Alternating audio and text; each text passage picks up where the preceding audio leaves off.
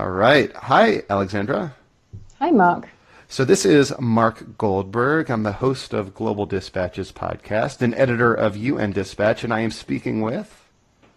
Alexandra Bilak. I'm the director of the Internal Displacement Monitoring Center in Geneva. And we are going to have a conversation about internal displacement and internally displaced people, otherwise known as IDPs. And I know your organization, you probably personally, recently released a report that offered a global survey on the situation of IDPs and displacement around the world. This is kind of like one of those flagship reports that surveys trends year over year. So I guess first, before we dive into the details of the report, I think it's probably helpful to define our terms a little bit. So what do we mean when we say IDP, internally displaced person? What does that denote?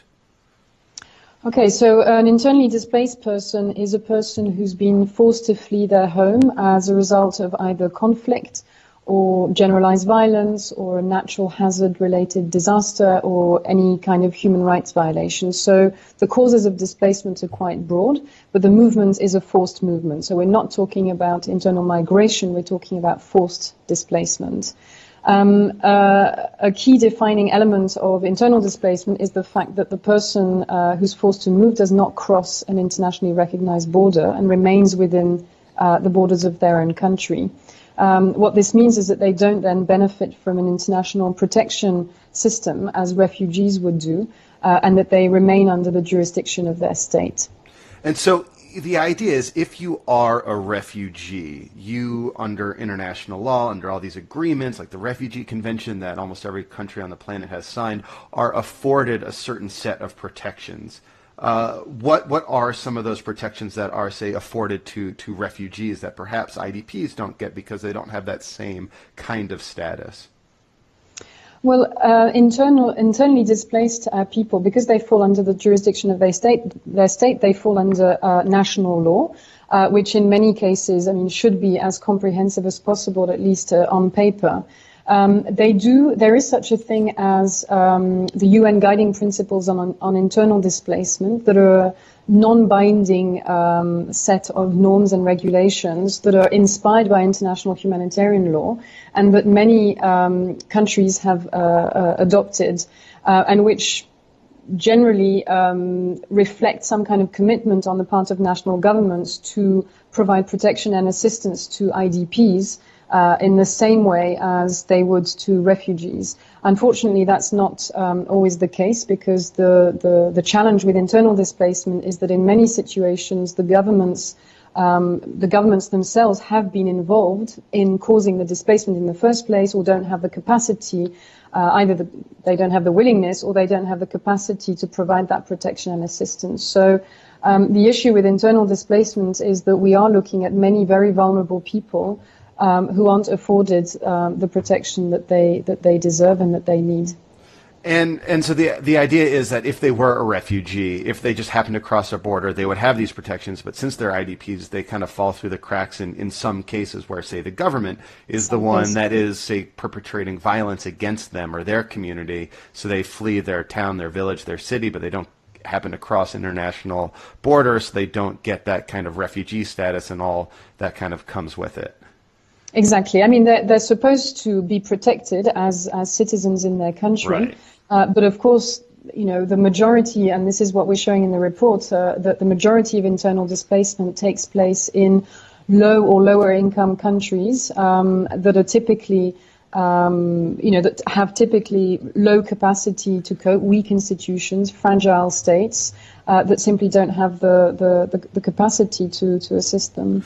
So let's talk numbers. So what did your 2016 report find? How many people are internally displaced around the world compared to how many refugees around the world are there? Mm-hmm. Well, so today we are looking at a total cumulative number of over 40 million conflict-related IDPs across the world. Unfortunately, we don't have a similar figure for disaster-related IDPs. This is for the total cumulative numbers. Now that is twice the number of refugees in the world, just those 40 million IDPs. In 2016, we documented 31 million new cases of internal displacement by both conflict and disasters across the world. Now, that doesn't mean that they are still displaced today. In some cases, particularly in disaster context, internal displacement can be resolved relatively quickly, but in many cases it does not get resolved quickly. It tends to become protracted, and so we fear that many of these new caseloads will only add to existing and historical caseloads, and that the total cumulative numbers will just continue to grow in the future. So, I think probably most people listening, most people watching are aware, understand that we are in the midst of this kind of global refugee crisis, seeing levels of displacement unseen since World War II.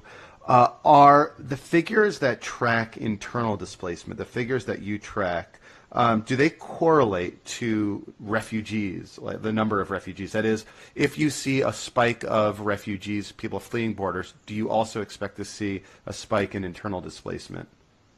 Well, that's actually a really interesting and fundamental question. That's something that we tried to answer this year with this report. We were trying to understand whether there was typically a point during a displacement crisis where an internal displacement caseload tips into a cross-border movement. If you take, for example, Syria, there was a point during the 6-year civil war, particularly in 2014-15, where people started fleeing out of the country, whereas before they had remained mostly displaced within Syria. So we were trying to paint a more global picture of that and to try and make sense of those trends. We were trying to understand what proportion of IDPs tend to become refugees and after what point in time. Now, the data available is very scarce, and unfortunately we weren't able to draw any conclusive trends on this issue, but we know that there is a clear correlation between internal displacement and refugee movements. Some of the countries with the highest numbers of IDPs are also some of the top refugee-producing countries in the world. So clearly, the refugee flows that we've seen recently are a symptom of a failure to protect first at the national level, and a symptom of people, after a certain amount of time, seeking that protection elsewhere. Can we talk about Syria for a minute? Because, globally, it's of course, the biggest driver of refugees, cross-border refugees. But one thing in your report that I found interesting, correct me if I'm wrong, but your report found that the number of internally displaced seems to be leveling off a bit in Syria. Why is that? It's true that in 2016 we reported lower numbers of new displacement than we did in 2015. Now, it can be due to a number of factors. There were a couple of ceasefires that, of course, could have stabilized some of the front lines during the year. Also, a certain number of cities under siege, where we're looking at literally people trapped in cities and unable to move. And then also some changes in the methodologies of actors on the ground and how they track numbers. So all of these factors combine to give rise to changes in the figures from year to year. But the decrease in the number of IDPs in 2016 by no means reflects an improvement of the situation. So can we maybe do like a little bit of a global tour, and you can tell me like the countries, the hotspots, and the drivers of internal displacement, and sort of what, maybe later on we can talk about like what policy options are there to deal with these issues.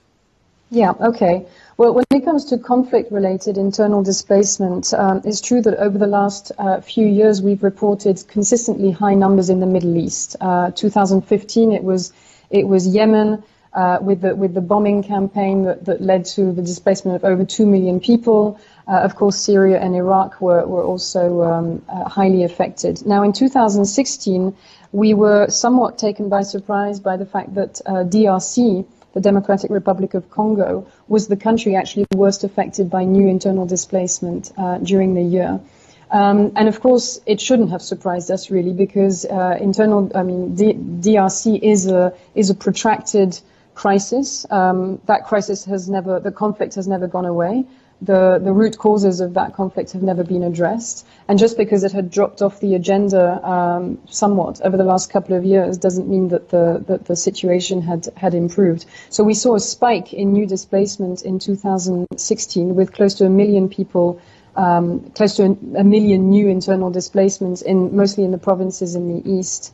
And then in sub-Saharan Africa, across sub-Saharan Africa, the situation was relatively dire. We are looking at DRC, of course, Nigeria, South Sudan, as the countries most affected. So that's for. Can I ask on DRC, which you said in your report says is the country with the most newly displaced people around the world? Can you, I guess, describe in as close a detail as possible, like what are the experiences of a displaced person in the DRC? I mean, I suppose you probably get your data, your figure from the United Nations or from other relief agencies on the ground in places like the Kivus, which are one of the hotspots in DRC, or this new area of conflict in DRC called Kasai Province, which is on the other side of the country. So, how do you, one, get your data, and two, what do you know about the individual experiences of people displaced by conflict in DRC? So first of all, on the data, we, as IDMC, we don't engage in any primary data collection ourselves. We rely entirely on the data that's collected by actors on the ground. In the case of DRC, it's a joint collaborative effort between humanitarian agencies like OCHA and the national or provincial level Congolese authorities. I should say OCHA is an acronym that stands for the Office for the Coordination of Humanitarian Affairs at the United Nations. That's right. That's right. I'm an acronym ninja, I should tell you. Thanks for clarifying that. No, actually, OCHA is one of our key partners on the ground. So in the case of DRC, the figures come from OCHA, and they're updated on a fairly regular basis. Now, when it comes, of course, the figures don't tell the full story. When it comes to DRC, what OCHA has reported to us on the ground is that it's been actually very difficult to come up with this figure. To some extent, it's very difficult to untangle different types of phenomena. So in DRC, we're looking at repeated cyclical patterns of displacement where a single person can be displaced several times over the course of a month, 2 months, 3 months. And having lived in DRC myself for 4 years, I know the situation there relatively well, and I witnessed it myself that people are exposed and vulnerable to multiple shocks in a way that is unprecedented, that you hardly ever see in any other context. We're looking at people, entire families who have to move dozens and dozens of times over a relatively short period to escape armed attacks or to escape, other types of threats. So among the people you met, I should say that among the people you met while living in DRC for 4 years, I mean, what are some of their stories? Is there a story you can retell about an individual or a family, like where they moved to? Like, how do you decide where to go? I mean, I'm sort of thinking to myself, like, okay, I have family in this state. Maybe I could try to drive across country to go there. But, yes, it's a good question. The choice that you're going to make as a family or as a household is going to be determined by a number of things. I think the primary decisive factor is how many resources you have at your disposal to actually travel. In many cases, you're looking at people who travel on foot, who carry as many possessions as they can. I'm sure you've seen pictures of Congolese women carrying massive, caseloads on their backs, on their heads, on their necks. And those are often, people moving from one village to the next. Now, in some of the most remote areas of North or South Kivu, you don't have IDP camps, set up with all the infrastructure that would be needed. So you're looking at people who are mostly moving from one village to the next and settling in with host communities. It's actually incredible the amount of solidarity that you see, that you witness in those times where people just open up their homes to incoming IDPs. So you have relatively small homes that are housing dozens of people at any one point in time. So there's a huge amount of solidarity, but there's also a lot of vulnerability that comes with it. Of course, depending on every individual situation is different, but given the levels of violence in Eastern Congo, you are looking at people who have either been physically damaged by an attack. You're looking at women who become extremely vulnerable to sexual violence in certain cases. Children, of course, who because of the uprooting have no longer access to schooling, and who drop out of their schooling cycles.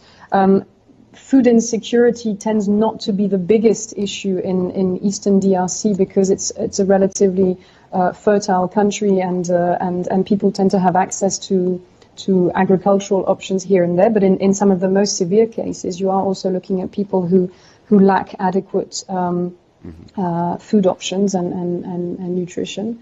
So it varies really from case to case. So earlier you said that while there is no international legal regimen governing how one treats IDPs or how government should treat IDPs, there is a set of voluntary principles that it is encouraged that countries adhere to. When you have a situation like the government of the Democratic Republic of Congo, which is both weak and some might say of dubious legitimacy, how much sort of protection is there for IDPs? Like what are there any government services or any other services to which they might avail themselves?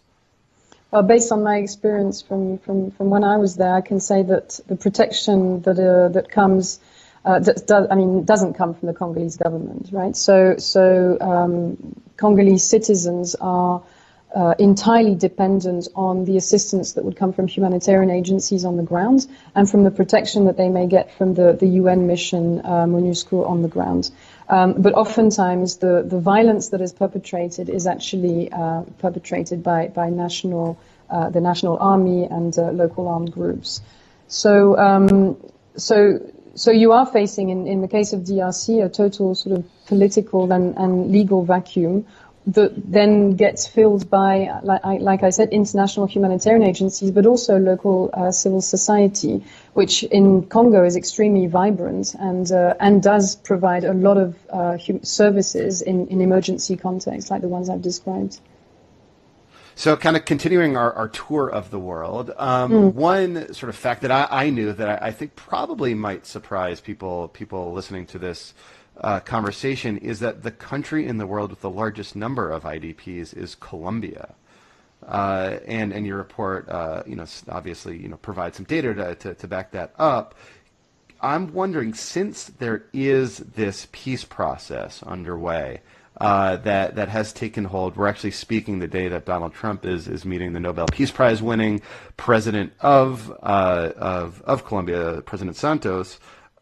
Is there a sense that things are getting better, that the number of IDPs, I guess that have been created by this 50-year civil war, are declining, are decreasing? Well, the figure that we report for Colombia is actually a government figure. So those are the official Colombian government statistics for IDPs.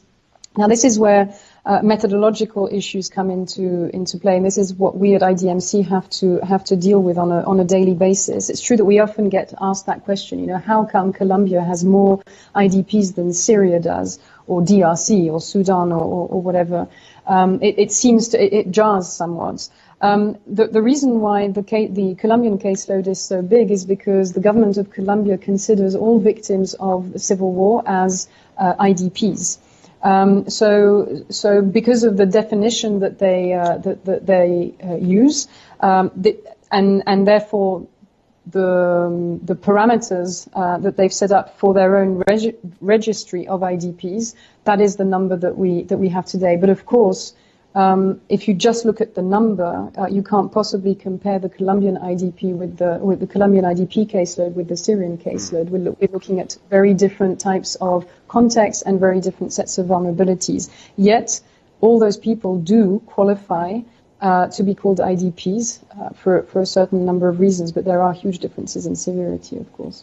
That's interesting. So it's a methodological thing, and the government presumably has certain political reasons to want to keep that number high?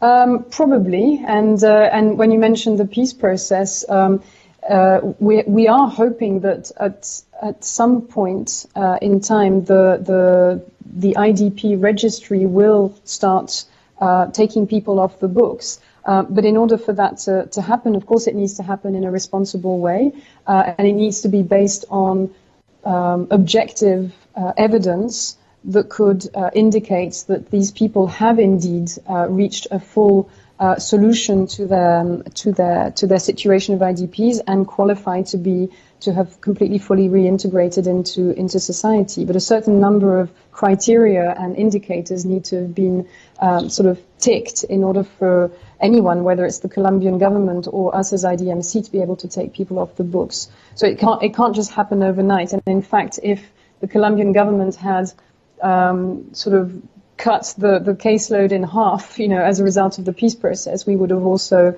been a little bit dubious about that. So it needs to be a consistent process. So you've created this survey. You've studied sort of trends in displacement around the world.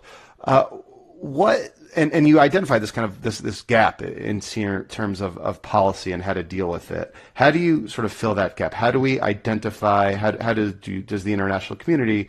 How could the international community do a better job of safeguarding protections for internally displaced when, in theory, it's just their government that should be the ones providing the protections?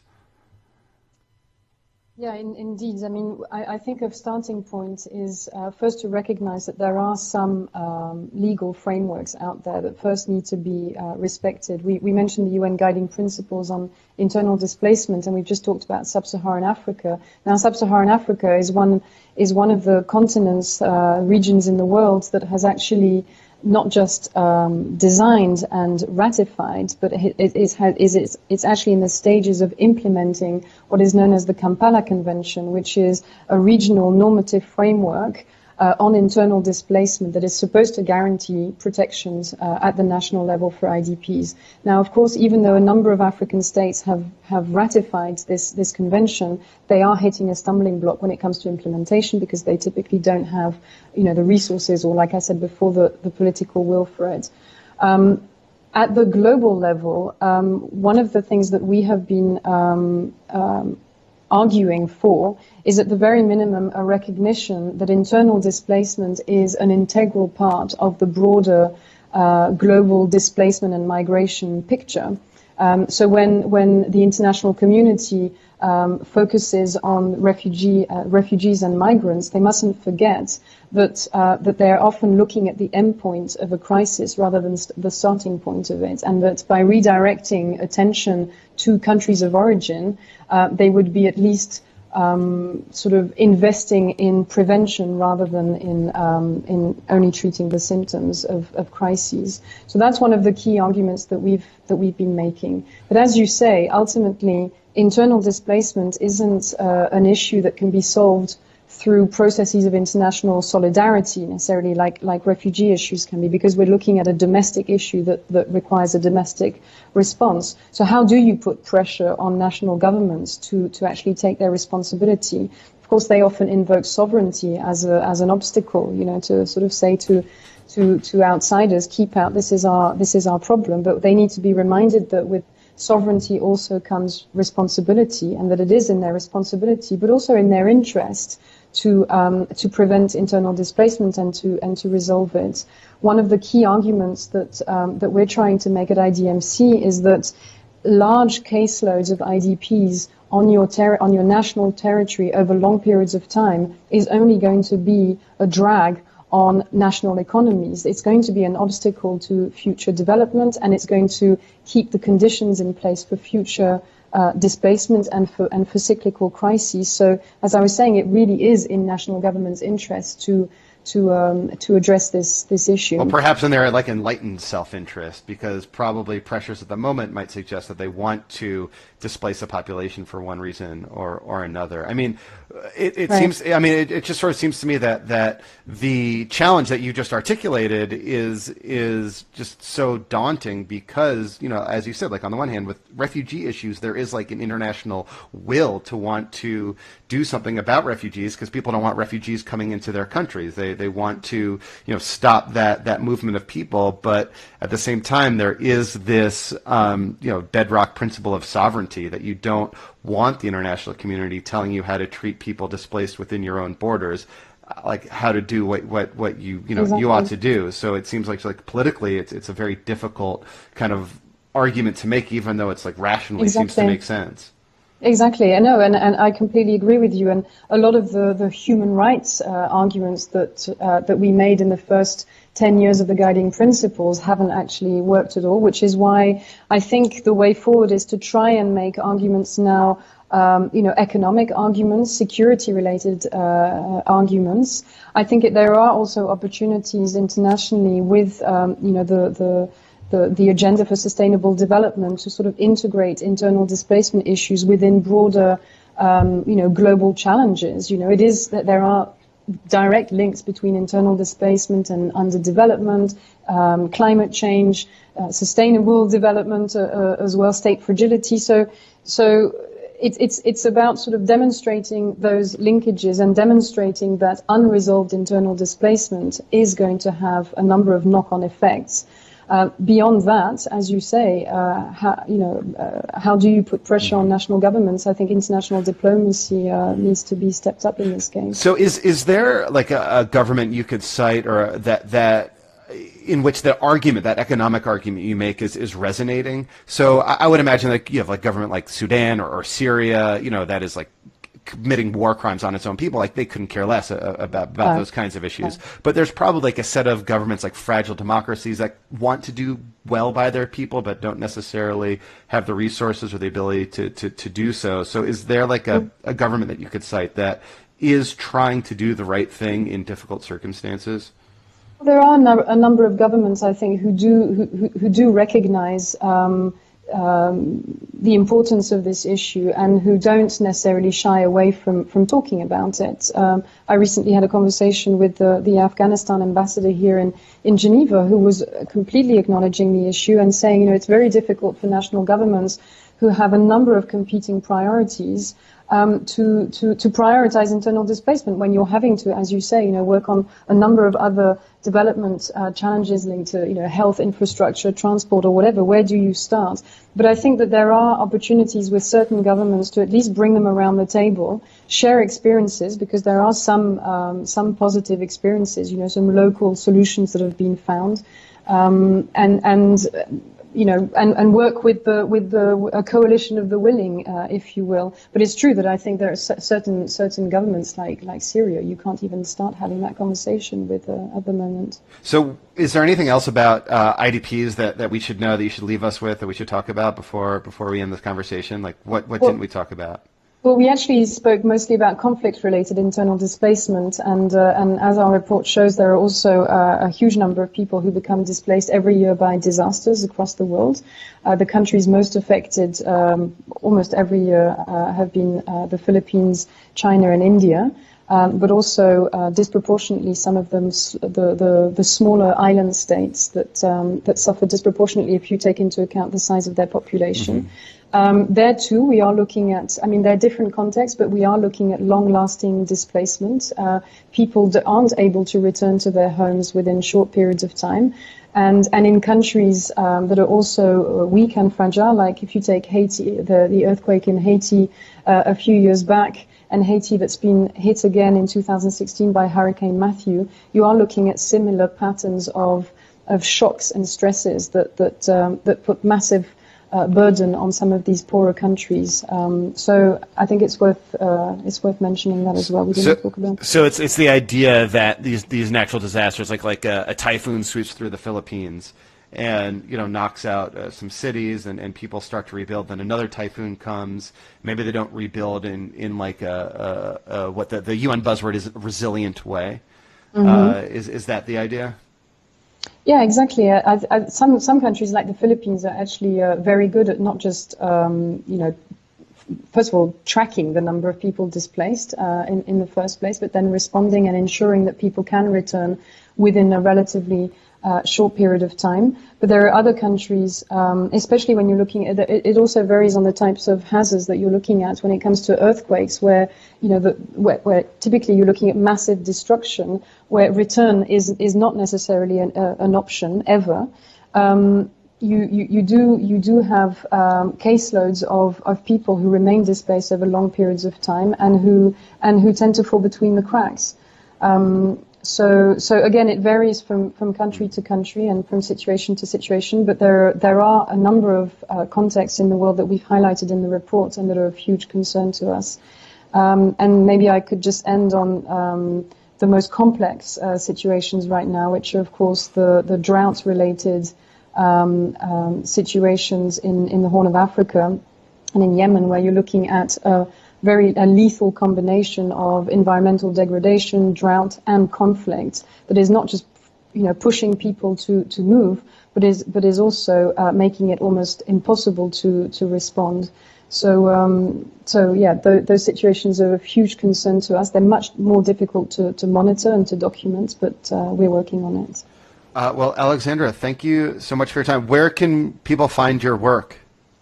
On our website, Internal Displacement Monitoring Center. Everything is on the website, so please come and visit it and take a look. Our database is also publicly available, so anyone can interact with the data, and feel free to contact us if you have any questions. All right. Well, thank you so much for your time. This was helpful. Thank you very much. Bye.